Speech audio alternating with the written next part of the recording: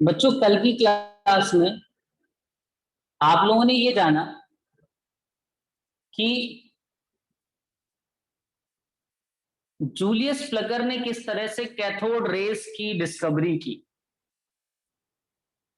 और cathode rays की जब डिस्कवरी हुई बेटा, तो इसकी कुछ प्रॉपर्टीज को स्टडी किया गया। जैसे कि कल मैंने आपको बताया था कि कैथोड रेस के सामने अगर कोई थिन शीट रख दी जाए, एक पतली सी शीट रख दी जाए, तो ये कैथोड रेस शीट को पेनिट्रेट करके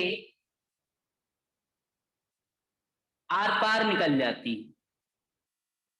दूसरी प्रॉपर्टी मैंने आपको यह बताई थी कि कैथोड रेस जो है वो एक सिंगल डायरेक्शन यानी कि अलोंग अ लाइन, या आप कह सकते हो कि वन डायमेंशनली भागती हैं एक डायरेक्शन में। अगर स्ट्रेट चलनी है तो सीधे सीधे चलती जाएंगी, कोई मुड़ेंगी नहीं। अंटिल तब तक नहीं मुड़ती हैं जब तक कि आप इनको किसी दूसरे फील्ड से ना गुजारो। अब इस बात को समझो। कल मैंने एक डायग्राम बनाया कुछ इस तरह से, और इस डायग्राम में मैंने आपको बताया कि इसमें दो मेटल की शीट लगी हुई हैं। एक को आपने कैथोड नाम दिया, एक को एनोड नाम दिया। इन शीट को आपने किसी एक हाई वोल्टेज सोर्स से कनेक्ट कर दिया, जिसका वोल्टेज भी कल मैंने आपको बताया। मैंने आपको बताया कि इस कैथोड रे ट्यूब पर एक मटेरियल की कोटिंग की गई, जिस मटेरियल का नाम था जिंक सल्फाइड। बेटा, जिंक सल्फाइड की कोटिंग वहां की जाती है जहां हमें ऐसी रेस के बारे में स्टडी करना होता है जो रेस हमें दिखाई नहीं देती। अभी आप 12th क्लास में एक टॉपिक पढ़ोगे जिस चैप्टर का नाम होगा इलेक्ट्रोमैग्नेटिक वेव्स। ये आप टॉपिक पढ़ोगे फिजिक्स में क्लास 12th में। इसमें बेटा आपको पता पड़ेगा कि रियलिटी में जो आप चीजें देखते हो, इसके अलावा कई सारी चीजें हमारे सराउंडिंग में पाई जाती हैं जो हमें दिखाई नहीं देती। आपको पता पड़ेगा अभी इसी चैप्टर में कि हमारे पास वेवलेंथ क्या होता है, फ्रीक्वेंसी क्या होती है। मैं आपको वो रीजन के नाम भी इसी चैप्टर में बताऊंगा। 7-8 तरह के रीजन बताऊंगा। Cosmic region, x-ray region, ultraviolet region, radio region, अलग अलग तरह के रीजन है जो हमारी आंखें देखने का काम करती है। तो कई सारी चीजें ऐसी जो हमें दिखती ही नहीं है। तो जब भी हमें किसी ऐसे सिस्टम को स्टडी करना होता है, कभी भी रेस को स्टडी करना होता है, तो हम लोग एक सामने, मान लीजिए एक वॉल पे आपने क्या कर दिया, एक वॉल पे आपने एक मटेरियल की कोटिंग कर दी जिंक सल्फाइड की।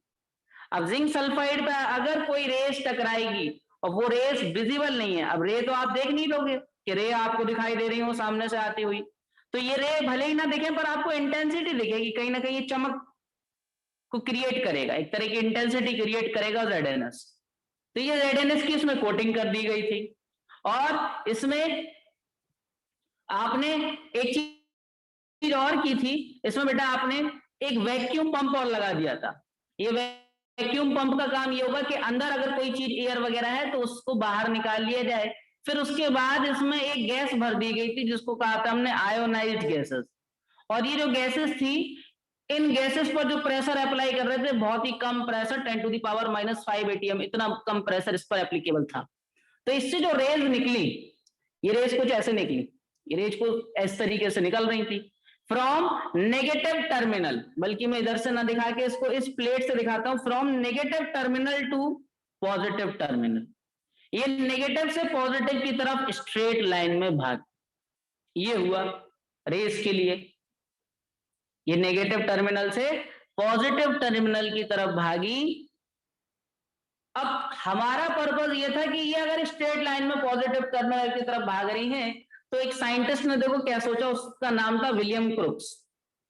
विलियम क्रुक्स का ये सोचना था कि अगर ये नेगेटिव टर्मिनल से पॉजिटिव की तरफ भागी, हो सकता है इनका कोई नेचर हो नेगेटिव वाला, तभी ये पॉजिटिव की तरफ भाग रही हो। उसने दिमाग लगाया और बीच में क्या किया, इसी एक्सपेरिमेंट में इधर उसने कर दी पॉजिटिव फील्ड क्रिएट कर दी, ऊपर कर दी नेगेटिव फील्ड क्रिएट, ऐसे नेगेटिव पॉजिटिव फील्ड क्रिएट कर दी।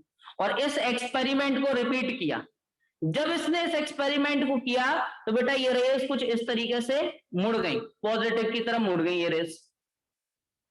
तो विलियम क्रुक्स को ये लगा क्योंकि ये रेज नेगेटिव से पॉजिटिव की तरफ को मुड़ रही हैं, नेगेटिव से पॉजिटिव की तरफ मोल्ड हो जा रही हैं, तो उसने बोला कि ये रेज की जो चार्ज है, मतलब जो रेज पर नेचर है वो नेगेटिव नेचर है। तब एक भाई साहब थे जिनका नाम था Thomson, J Thomson. J Thomson ने क्या किया, जे थॉमसन ने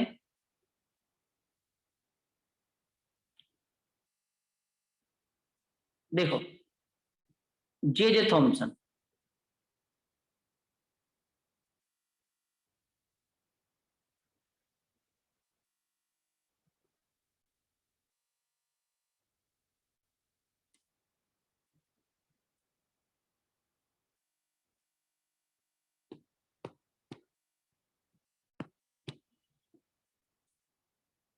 जे थॉमसन की अगर बात की जाए तो इसको ये लगा क्योंकि इन पर कोई नेगेटिव चार्ज है। चार्ज की एक प्रॉपर्टी होती है जो कि हमेशा मास के साथ रहना पसंद करता, या आपने 10th क्लास में भी शायद ये पॉइंट पढ़ा हो, आपने चार्जेस के बारे में बेसिक पढ़ा होगा, इलेक्ट्रिसिटी नाम का एक टॉपिक होगा आपके फिजिक्स में, तो उसमें आपने पढ़ा होगा कि चार्ज हमेशा मास के साथ रहना पसंद करता। जे थॉमसन को ये बात लगी कि अगर इन रेस पर कोई चार्ज है तो हो सकता है इस पर कोई मास हो। उसने क्या किया, उसने बीच में एक पैडल व्हील लगा दिया। ये पैडल व्हील का मतलब क्या है, एक बहुत नेग्लिजिबल मास का एक व्हील रख दिया, ठीक है। इस व्हील को जैसे उसने रखा और इस एक्सपेरिमेंट को उसने रिपीट किया, ये व्हील रोटेट करता हुआ रोटेट करता हुआ रोटेट करता हुआ इस जगह पर जाकर के पहुंच गया, दूसरे जगह पहुंच गया। यानी व्हील था इधर, इधर से ये पहुंच गया किधर, दूसरे साइड, ये रेस की हेल्प से। तो जे थॉमसन को ये बात लगी क्योंकि ये रेज ने किसी एक व्हील को एक जगह से उठाकर दूसरी जगह शिफ्ट कर दिया, तो ये रेज किसी ना किसी पार्टिकल से बना होगा जिसका कुछ ना कुछ मास होगा। भाई अगर एक चीज किसी से टकरा करके दूसरी जगह शिफ्ट हुई है तो जिससे वो टकराई है तो उसको आप बोलोगे कि उसके पास कुछ ना कुछ मास होगा। भाई बिना मास, जैसे आप लाइट को डाल दो किसी सब्सटेंस पर तो कोई सब्सटेंस एक जगह से दूसरी जगह शिफ्ट नहीं होता, क्यों, क्योंकि लाइट के पास कोई मास नहीं है। बट अगर आपने किसी रे को किसी सब्सटेंस के ऊपर डाला और वो सब्सटेंस एक जगह से दूसरी जगह शिफ्ट हो गया, इसका मतलब ये हुआ कि वो सब्सटेंस किसी ना किसी पार्टिकल से मिलकर के बना जिसका कुछ ना कुछ मास होगा। भाई जे थॉमसन ने इस पार्टिकल का नाम दे दिया इलेक्ट्रॉन। इस तरीके से डिस्कवरी हुई थी इलेक्ट्रॉन की। कल कहानी जो स्टार्ट हुई वो किसके थ्रू हुई, जे थॉमसन के थ्रू।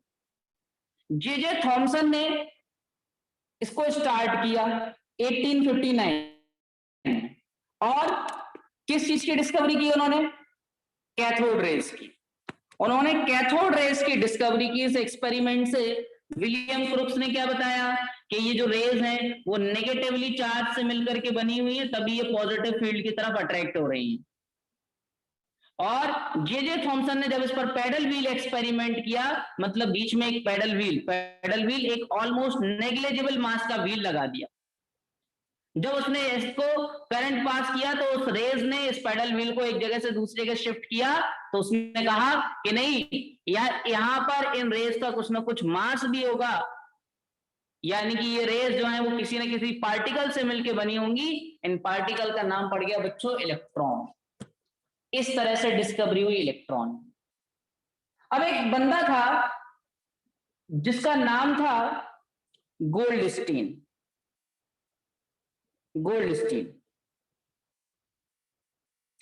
गोल्डस्टीन सोचने लगा क्या ऐसा जरूरी है कि सारी रेज नेगेटिव से पॉजिटिव की तरफ जा रही हैं। ऐसी भी पॉसिबिलिटी है कि कुछ रेज पॉजिटिव से नेगेटिव की तरफ भी भागी हो, वो भी शायद नेगेटिव की तरफ अट्रैक्ट होती हो, वो भी शायद पैडल व्हील को एक जगह से दूसरी जगह शिफ्ट कर पाए। अब जो काम इस तरीके से होना थे, मतलब कि जो ये पूरा सिस्टम था, इस सिस्टम को उसने ऐसे सिलेक्ट किया एज इट इज, इस तरह का उसने सिस्टम सिलेक्ट किया, इसने एक प्लेट इधर लगाई, एक प्लेट इधर लगाई, और इस बार यहाँ पर उसका ये नेगेटिव टर्मिनल हो गया, ये पॉजिटिव टर्मिनल हो गया, इसका नाम वही पड़ गया कैथोड, सेम सेम सारी चीजें बातें सेम, इसका नाम कैथोड पड़ गया बेटा, इसका नाम एनोड पड़ गया, ये सारे काम हो गए, कैथोड एनोड सब। अब इसमें उसने वैक्यूम पंप भी लगा दिया, वैसे ही के वैक्यूम पंप लगा देते हैं, सब कर दिया उसने, बस काम ये कर दिया कि ZNS की कोटिंग उठा करके इधर पर कर दी दूसरे साइड। उसने कहा कि अगर इधर इंटेंसिटी देखने को मिल रही है तो हो सकता है कि इस तरफ भी देखने को मिल जाए इंटेंसिटी। अब गोल्डस्टीन इस एक्सपेरिमेंट को करने गए, उन्होंने इसको किया, कोई इंटेंसिटी नहीं दिखी। अब वो सोच में पड़ गए, उन्हें लगा कि ओनली कैथोड रेज होती है, एनोड रेज होती ही नहीं है। इस एक्सपेरिमेंट को बार बार कर रहे थे, जो ये मेटल प्लेट थी, उनके दिमाग में ये आइडिया आया कि हो सकता है कि ये मेटल प्लेट पर जाकर के सारी रेस जो हैं अट्रैक्ट होकर कोलैप्स कर जा रही है एक दूसरे से। उसने इसको थोड़ा सा आगे बढ़ाया, इस प्लेट को थोड़ा सा आगे बढ़ाया, और इस प्लेट में कुछ ना कुछ होल्स कर दिए, इस प्लेट में उसने कुछ ना कुछ होल्स कर दिए। बेटा इसको हम लोग बोलते हैं, इस कैथोड को जिस प्लेट में उसने होल्स किए हैं, इस प्लेट को कहा जाता है परफोरेटेड कैथोड। ऐसा कैथोड जिसके अंदर होल्स थे, परफोरेटेड कैथोड। अब परफोरेटेड कैथोड वाले पर उसने सेम एक्सपेरिमेंट रिपीट किया। क्या हुआ ध्यान से समझिए, जब उसने इस एक्सपेरिमेंट को रिपीट किया तो उसे पता पड़ा कि कुछ रेस पॉजिटिव से नेगेटिव टर्मिनल की तरफ भागती, पॉजिटिव से नेगेटिव टर्मिनल की तरफ भागती है। इसको उसने नाम दे दिया एनोड रेस। डिस्कवरी करने वाला कौन? गोल्डस्टीन। बेटा याद रखना, कई सारी बुक्स में रदरफोर्ड का नाम लिखा हुआ है, जो कि बिल्कुल पूरी तरह रॉन्ग है। रदरफोर्ड ने प्रोटॉन की डिस्कवरी नहीं की। अगर यहाँ कोई यूपी बोर्ड का बच्चा बैठा है तो उसके लिए तो खास करके बोलूंगा मैं कि रदरफोर्ड ने प्रोटॉन की डिस्कवरी नहीं की, क्योंकि यूपी बोर्ड के मोस्टली टीचर्स ये बात बोलते हैं, प्रोटॉन डिस्कवर्ड बाय रदरफोर्ड। वो एक ट्रिक भी बताते हैं, बोलते हैं कि इस तरीके से याद करो, ईट इलेक्ट्रॉन की थॉमसन ने, पर प्रोटॉन की रदरफोर्ड ने, नाचे मतलब न्यूट्रॉन की चैडविक ने। This concept is wrong, proton की रदरफोर्ड ने नहीं की बेटा, गोल्डस्टीन ने की है। आप इसको वेरीफाई कर सकते हो कई जगह से। अब ये प्रोटॉन की डिस्कवरी कैसे हुई होगी? वही सेम एक्सपेरिमेंट को रिपीट करके, जैसे कि यहां पर उसने एक फील्ड क्रिएट कर दी नेगेटिव, इधर कर दी पॉजिटिव फील्ड, तो देखा ये रेस सीधे जाने की जगह मुड़ गई नेगेटिव की तरफ। ये रेस कहां की तरफ मुड़ गई? नेगेटिव की तरफ मुड़ गई। तो नेचर है वो पॉजिटिव नेचर है, क्योंकि ये नेगेटिव की तरफ अट्रैक्ट हो रही। आपको पता होगा कि पॉजिटिव नेगेटिव को खींचता है और नेगेटिव पॉजिटिव को खींचता है चार्ज में। दूसरा इसने फिर वही एक्सपेरिमेंट किया, कौन सा वाला? पेडल व्हील वाला। पेडल व्हील वाला इसमें एक्सपेरिमेंट किया बेटा। पेडल व्हील एक्सपेरिमेंट में इसने क्या किया कि यहां पर बीच में एक वही पेडल व्हील जिस तरीके से लगाना था, इधर एक पेडल व्हील लगा दिया, ये सॉरी ये कुछ ऐसा एक पेडल व्हील लगा दिया, और ये पेडल व्हील एक जगह से रोटेट करके दूसरी जगह पहुंच गया। तो उसने कहा कि जैसे हमारे पास कैथोड रेस पार्टिकल से बना था इलेक्ट्रॉन के, तो एनोड रेस जो बनी हुई है वो प्रोटॉन से बनी हुई। अब आप ये सोच रहे हो कि चलो भाई मास तो इसके बेसिस पे बोल दिया कि प्रोटॉन है इलेक्ट्रॉन है, पर सर हमें तो ये पढ़ाया गया है कि इलेक्ट्रॉन का तो कुछ मास होता है जिसको बोलते हैं 9.1 इंटू 10⁻³ किलोग्राम। इस मास को कैसे नापा होगा? प्रोटॉन का मास बोलते हैं 1.67 इंटू 10⁻27 किलोग्राम। इसको कैसे उन्होंने कैलकुलेट किया? क्या किसी वेगिंग मशीन पर रख के चेक किया? ये तो ऑलमोस्ट नेग्लिजिबल मास है भाई। आप कैपेबिलिटी है ट्रिलियन इलेक्ट्रॉन्स को एक बार में उठाने की, फूक मार के उड़ा सकते हो आप इतने इलेक्ट्रॉन्स। तो न्यूट्रॉन 1.67 ये भी आसपास ही निकल के आया है बेटा। इनके जो इलेक्ट्रॉन, प्रोटॉन और न्यूट्रॉन, इनके जो चार्ज हैं, मास है, इसके लिए भी एक कॉन्सेप्ट होता है। ये concept is given by RS Millikan. इन्होंने बेटा एक एक्सपेरिमेंट किया जो कि आपके सिलेबस में नहीं डाला गया, बस मैं उस एक्सपेरिमेंट का नाम बताऊंगा आपको। Oil drop experiment. आपने कॉन्सेप्ट सुना होगा बेटा, density equal to mass by volume, और मास इक्वल टू आप कह सकते हो डेंसिटी इनटू वॉल्यूम। इस कॉन्सेप्ट की हेल्प से आरएस मिलिकर ने इलेक्ट्रॉन के चार्ज मास का पता किया। अब ये पूरा एक्सपेरिमेंट क्या है वो मैं आपको एक्सप्लेन नहीं कर रहा क्योंकि आउट ऑफ द सिलेबस बात हो जाएगी, बट आपको नॉलेज के लिए बता रहा हूं कि ऑयल ड्रॉप एक्सपेरिमेंट की हेल्प से आरएस मिलिकर ने इनके ऊपर अवेलेबल वैल्यूज का पता किया। तो कल की क्लास में जो आपने लिख लिया था, कल की क्लास में आप लोगों ने बेटा क्या लिख लिया था, कल की क्लास में आपने लिखा था इलेक्ट्रॉन की डिस्कवरी, और आपने लिख लिया था कि कैथोड रेस के बारे में पूरा आपने कुछ मैंने पॉइंट्स आपको भेज दिए थे, तो मैंने आपसे कहा था कि वो आप लिख लेना, ठीक है। तो अब उसी के आगे मैं नेक्स्ट हेडिंग डलवा रहा हूं, ठीक है। एक सेकेंड, जो कल मैंने भेजा था उसमें लास्ट क्या था point, characteristics of cathode rays. अच्छा, कैरेक्टरिस्टिक्स में बेटा एक पॉइंट एक्सप्लेन कर दूं, फिर उसके बाद मैं आपको नेक्स्ट हेडिंग लिखवाता हूं। कैरेक्टरिस्टिक्स में बेटा एक मोस्ट इंपॉर्टेंट पॉइंट आपको मिलेगा जो आपसे कई जगह पूछा जा सकता है, बोर्ड लेवल पर भी और कॉम्पिटिटिव लेवल पर। ये पॉइंट ध्यान से सुनेंगे सभी बच्चे। बेटा पॉइंट ये बोला जाता है कि what is the meaning of specific charge. ये वर्ड आपके सामने आया होगा, specific charge. What is the meaning of this term.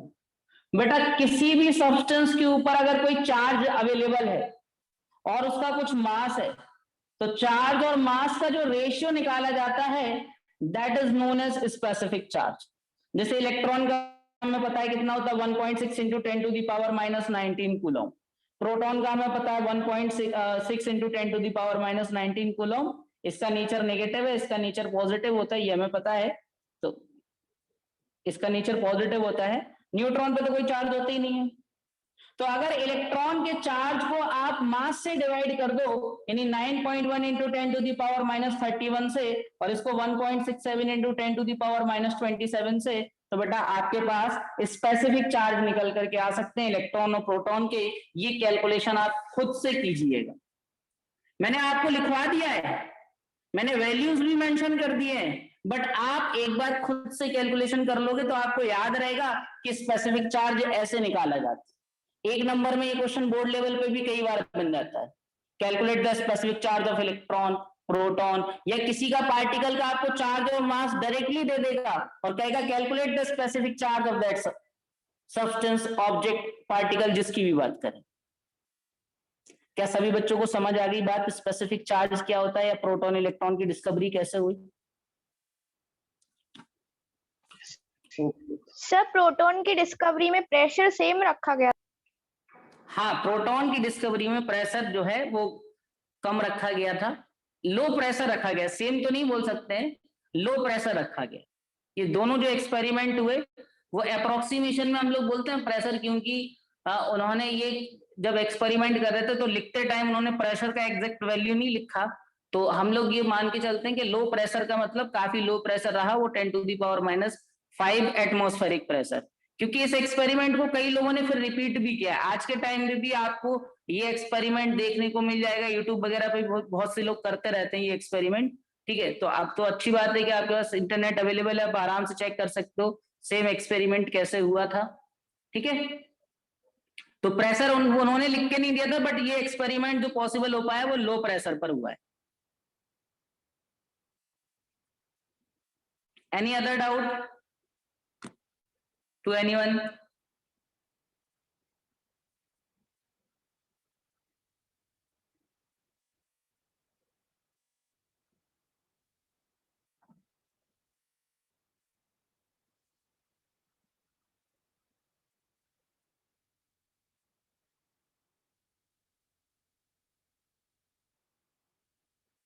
तो बच्चों आप लोग ना अब नेक्स्ट हेडिंग डाल दो।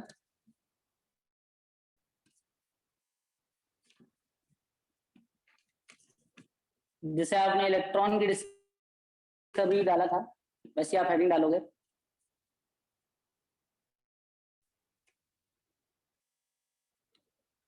डिस्कवरी ऑफ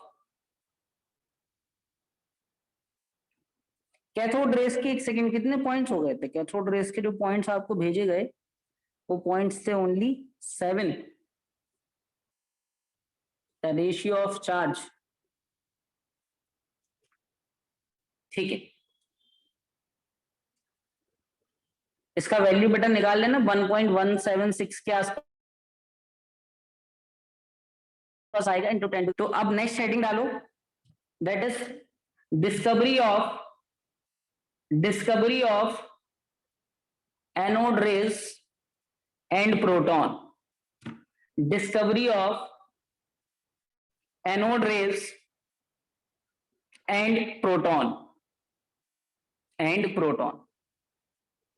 तो डिस्कवरी ऑफ एनोड रेज और प्रोटॉन, इसमें लिखो बेटा ये जो एक्सपेरिमेंट होने जा रहा है वो हुआ इन 1886। इन 1886 Goldstein perform the same experiment, using perforated cathode, using perforated cathode, आप इसको बोल सकते हो हैविंग होल्स, और कैनाल भी बोलते हो बेटा, किसी लैंग्वेज में होल्स को कैनाल भी बोला जाता है, होल्स और कैनाल, इसलिए ना इनका एक और नाम पड़ा है canal raise. And found that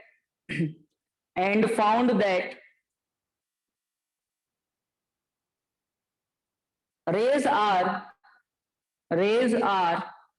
not only traveling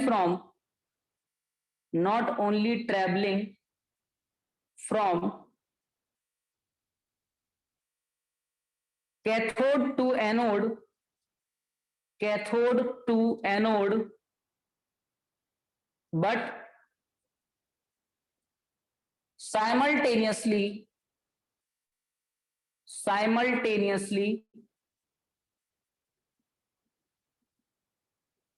also traveling from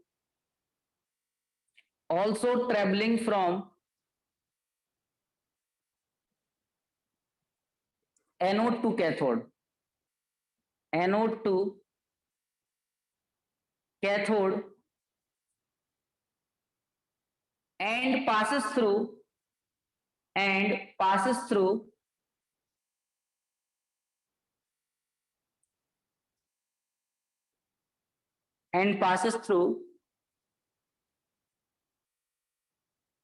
holes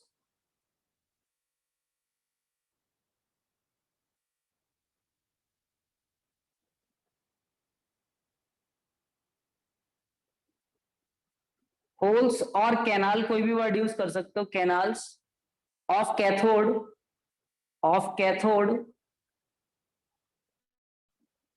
are termed as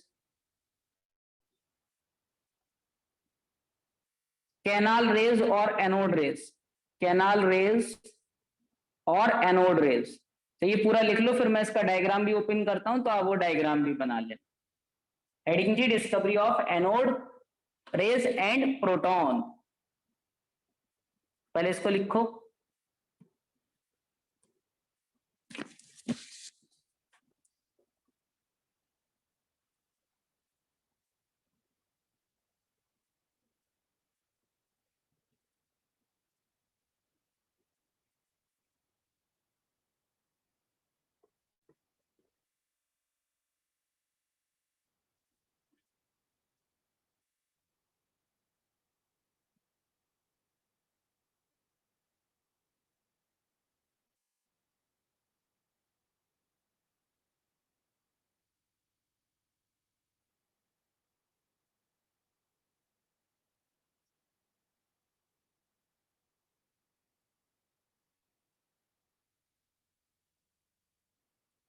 sir done.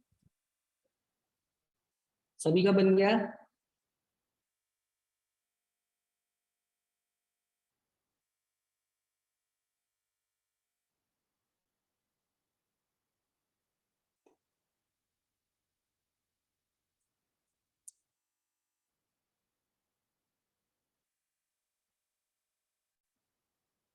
देखो ये डायग्राम और बना लो आप इसका, ये बीच में पेडल व्हील वगैरह ऐसे नहीं बनाना, आप इसको ऐसे बनाना, इसमें आप रेस दिखा देना बस ओनली, ठीक है, ये सब नहीं बनाना,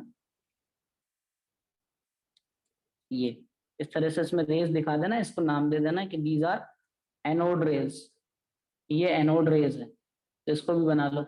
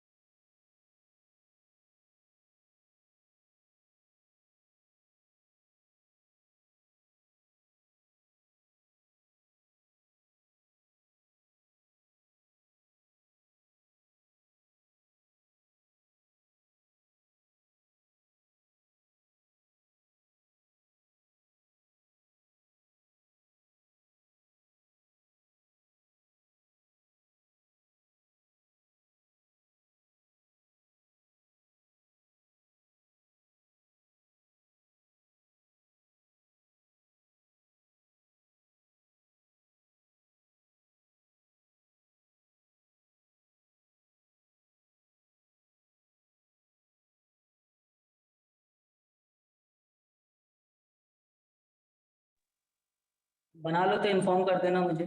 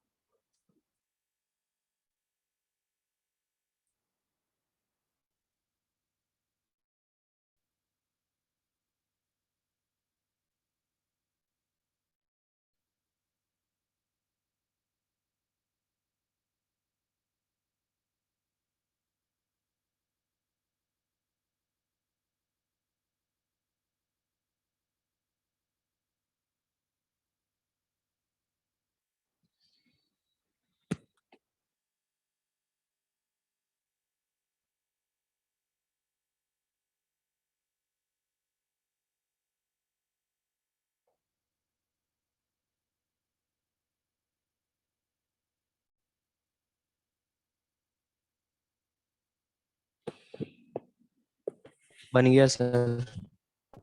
सभी बच्चों ने बना लिया? Yes sir.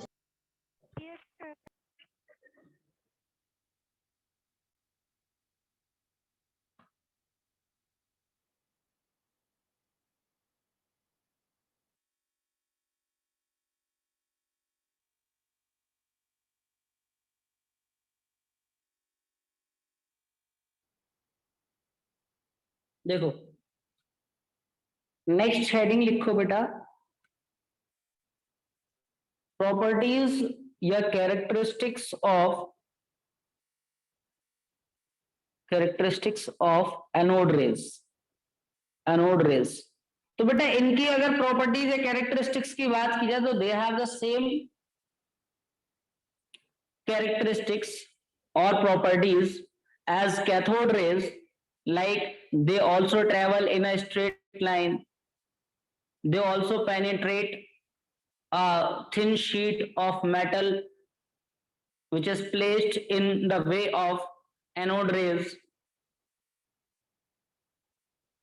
और इसमें भी आप एक स्पेसिफिक चार्ज का वैल्यू कैलकुलेट कर सकते हो। इसमें भी वैसी उसी तरीके से पता किया गया था कि प्रोटॉन नाम का पार्टिकल होगा जब पेडल व्हील घुमाया गया। तो इनकी प्रॉपर्टीज मैं अभी नहीं लिखा रहा, मैं आपको इसके लिए ये हेडिंग आप डाल लो, कैरेक्टरिस्टिक्स ऑफ एनोड रेज, ठीक है। तो इसके लगभग 5-6 कुछ प्रॉपर्टीज होंगी जो कि मैं अभी क्लास के बाद ग्रुप पर अपलोड कर दूंगा, तो आप उससे नोट कर लेना। मैं आपको एक्सप्लेन कर रहा हूं अभी कि न्यूट्रॉन की डिस्कवरी कैसे हुई, ठीक है, उसको भी मैं नहीं लिखा रहा, न्यूट्रॉन की डिस्कवरी कैसे हुई, ये दोनों हेडिंग्स में अभी एक्सप्लेन कर दे रहा हूं, इसके नोट्स आपको भेज दे रहा, तो आप उससे नोट कर लेना। देखो डिस्कवरी ऑफ न्यूट्रॉन, न्यूट्रॉन की अगर बात की जाए तो किस तरह से इसकी डिस्कवरी हुई, ध्यान से समझो।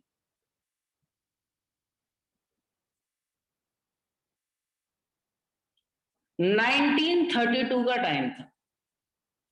जेम्स चैडविक एक एक्सपेरिमेंट कर रहे थे। अच्छा, इलेक्ट्रॉन प्रोटॉन तो बहुत पहले डिस्कवर हो चुके थे, बट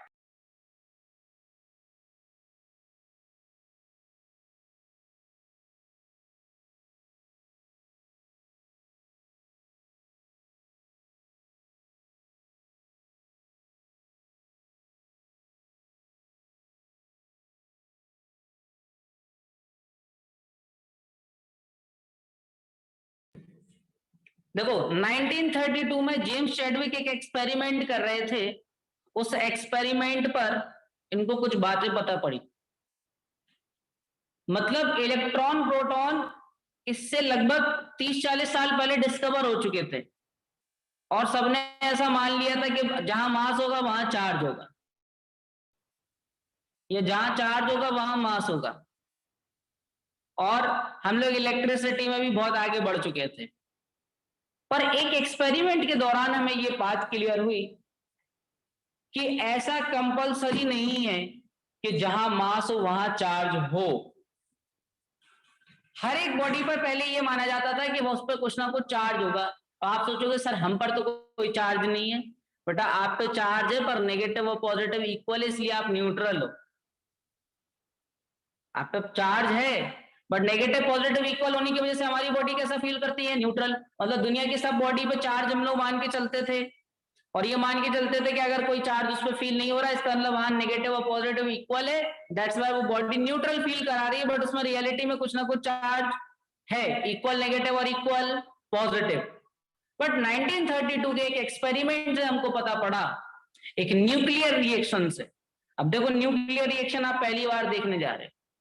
न्यूक्लियर रिएक्शन बेटा ऐसी रिएक्शन होती हैं जहां पर अल्फा बीटा गामा रेस, अगर मैं सिंपल वर्ड्स में बात करूं तो आप रिएक्टेंट कुछ लो और प्रोडक्ट में कुछ और ही मिल जाए, ऐसी रिएक्शन को हम लोग न्यूक्लियर रिएक्शन बोलते हैं। आपको रिएक्शन बताता हूं क्या रिएक्शन थी। बेटा बेरिलियम की शीट पर, इसका एटॉमिक नंबर होता है 4, इसका एटॉमिक मास होता है 9। इस पर बेटा अल्फा रेज यानी कि हीलियम, जब भी अल्फा रेज की बात करूं समझ जाना हीलियम की बात हो रही है। हीलियम अच्छा सोर्स है जो अल्फा रेज को अपने अंदर से छोड़ता है। तो अल्फा रेज की बम्बार्डिंग की जा रही थी बेरिलियम की शीट पर। ये बेरिलियम की शीट, इस पर अल्फा रेज आ रही है काफी सारी, और ये बेरिलियम की शीट जो है वो कन्वर्ट हो रही थी कार्बन में। अब इस रिएक्शन को देखा गया तो उसने कार्बन का नेचर पता किया, तो पता पड़ा कि ये कार्बन जो है वो एटॉमिक मास 12 वाला कार्बन है। दो तरह के कार्बन होते हैं बेटा, आइसोटोप्स पाए जाते कार्बन के, एक का एटॉमिक मास 12 होता है, एक का 13 होता है। तो ये 12 वाला था। अब वो सोच में पड़ गया कि अगर ये न्यूक्लियर रिएक्शन हो रही है जिसमें आप रिएक्टेंट कुछ लो प्रोडक्ट कुछ का कुछ मिल जाए, एलिमेंट ही कन्वर्ट हो जाए किसी दूसरे में, तो 9 और 4 देखो मिलकर के कितना होना चाहिए? 13, बट इधर तो 12 मिल रहा है। नीचे देखा जाए 4 और 2, ये तो 6, ये बैलेंस है, ऊपर वाला बैलेंस नहीं है। तो उसने कहा कि अगर इस रिएक्शन को बैलेंस करना है तो मान लेते हैं कि एटॉमिक नंबर तो कुछ नहीं है, बट किसी पार्टिकल का कुछ एटॉमिक मास है। ये पार्टिकल के पास एटॉमिक नंबर कितना था? 0, यानी कि प्रोटॉन और इलेक्ट्रॉन भी इस पर कितने थे? 0, बट इस पर क्या था? केवल मास था। तो उसने कहा कि अगर इस पर मास है, यानी कि ये पार्टिकल जो है वो कैसा है? न्यूट्रल पार्टिकल है, इसका नाम दिया गया neutron, having no charge, nothing negative nothing positive, only mass. बेटा ये बात 1932 में है। 1904 के टाइम पर एटम के मॉडल आने स्टार्ट हो गए थे 1904 के टाइम पर, और पहले के लोगों ने अपने मॉडल के अंदर न्यूट्रॉन के बारे में कोई भी बात इसलिए नहीं की क्योंकि वो डिस्कवर ही नहीं हुआ था। अगर आपसे कोई पूछे कि रदरफोर्ड, थॉमसन, नील्स बोर इन्होंने न्यूट्रॉन के बारे में क्यों बात नहीं की, तो आप बोल दोगे जब वो डिस्कवर ही नहीं होता तो कैसे बात कर लेते। मॉडल तो आना 1904 में स्टार्ट हो गए। 1904, 1911, 1918 ये अलग अलग डिकेड मॉडल्स आए, और ये डिस्कवर